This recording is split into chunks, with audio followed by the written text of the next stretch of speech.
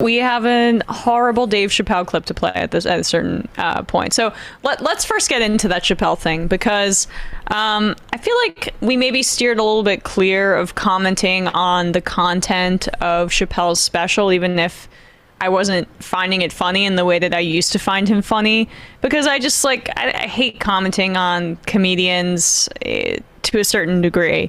But this is not Chappelle behaving as a comedian. This is Chappelle behaving as a capitalist who can exert his wealth in an Ohio town where he lives.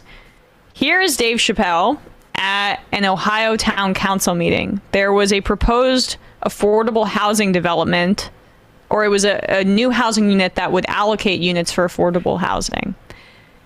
And Dave Chappelle basically threatened the town at this town meeting and said if they were going to move forward with the affordable housing part, that he would take out millions of investment from the town that they live in.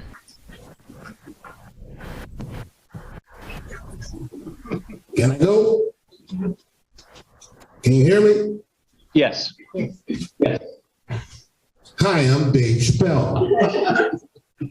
I just want to say, and Marianne, I can talk to you about this privately. I don't know why the village council would be afraid of litigation from a $24 million a year company while they X out a $65 million a year company. I cannot believe you would make me audition for you. You look like clowns. I am not bluffing. I will take it all off the table. That's all. Thank you. Okay. So he says he's not bluffing, and according to reports, the town took him at his word, and they will not be moving forward with that affordable housing development. It's, it's crazy that, that he went there even, this is how, He's done this before, right? He's gone and spoken at town council meetings before, but maybe not so blatantly in terms of, being a bad guy. Well, if I recall, he was the town that this is in, they look at him as some sort of a hero figure because he's invested so much into the town and helped, businesses there and whatever. So I'm sure he has attended these things before, probably when it's a function that's more favorable to him. But it's just so bizarre, actually, that he really does lay it out quite simple. And it's not just a shining a light on Dave Chappelle. It's really how what he says, it's how it works with any of these celebrities or business owners, right, who put money into a city or a town in order to really, this is all for themselves in the long run. They're not doing it out of the kindness of their heart. Property value. Right, Yeah. right. That he goes out there and he says, I can't believe you're making me do this. We can also talk privately. I get special time with you guys that the rest of the peons here don't get. And also, I will basically hold you guys hostage, do what I want, or the money that I'm putting you down here is gone. And look, I just want to say, this is a very small clip, and maybe more will emerge that is more on that makes this look a little bit better. But just from the Dayton Daily News, yeah, that means the zoning reverts to what was previously approved: 143 single-family homes on the lot, with the home starting at about $300,000, according to village documents.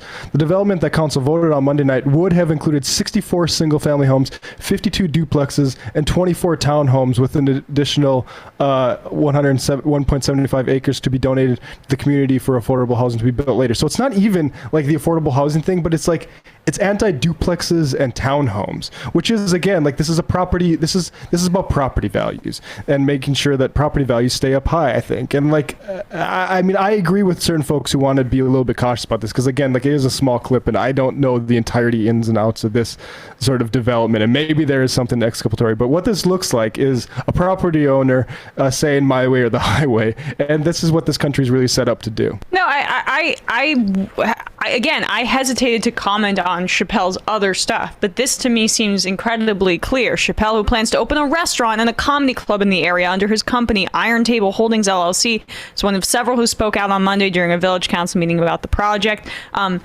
All of the reporting seems to indicate that was what he had the problem with, which was the affordable housing, and it makes sense based on his financial status. That's really it for me. And if that's the case, also, it's $65 million that he said. He's not a guy saying, I'm going to move from Yellow Springs. It's $65 million he's threatening to disinvest. Right. And I've seen people. Fun. Oh, I'm sorry. Go I'm not ahead. gonna say. I just think it's fun that Dave Chappelle's new bit is. I didn't watch his comedy special, so I can't speak to that. But all the videos I've seen of him recently are him just like going to places that he either lives or have gone or went to school, and reminding everyone who doesn't like him or who wants something different than he does that, like, you know, he has more money than you do, and that's like, you know, it's a far cry from the Chappelle show I remember. But I guess it's still good that, you know, they're rebooting all the classics. Right. I mean, to the question about the additional context, and I agree. I hope more of this does come out so people can see the full context. And some people have argued in defense, saying, "Oh no, he was against the whole development or something," and that it had nothing to do with the affordable housing part of it. But we should make clear that they're going ahead with the development project. They're just not like that building is still going up. They're just not including the affordable housing aspect. So, I mean, either the argument is Dave Chappelle's $65 million did nothing to sway the council at all, or or they misunderstood him. Like, I don't understand. Like, if the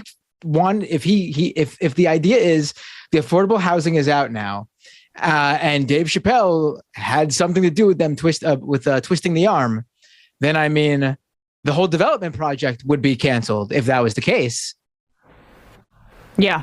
I mean, that's my guess. And again, this guy's not a politician.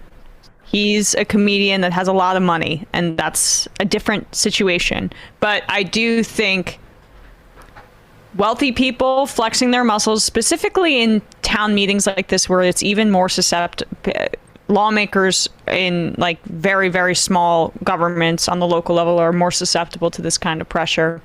It's instructive. And like calling it his sway is not really what it is. It's behaving as someone who's holding a town hostage. Yeah, I mean, this is like how property owners conspire against housing people.